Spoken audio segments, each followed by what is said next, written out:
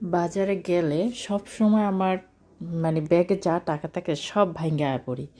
আমার কেন জানি মনে হয় যেন বাজারে সব কিছু আমি নিয়ে আসতে হয়তো বা সামর্থ্যে কুলায় না।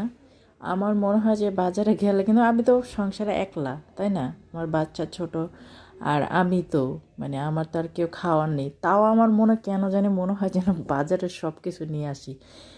যা দেখি তাই নিয়ে আসতে মন চায়, যা দেখি আমি। ধরেন এই যে মরিচগুলা দেখি, এগুলো আমি যে 1.5 কেজি কিনে নিয়ে পড়ছি।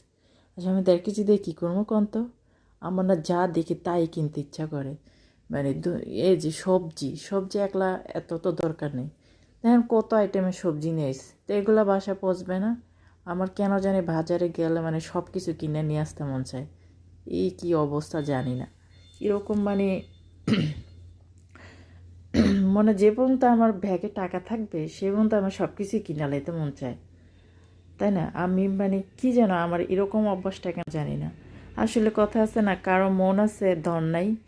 আমার মন আছে সব কিনালামও, সব কিছু করে এলামও, কিন্তু জাস্ট টাকা নাই।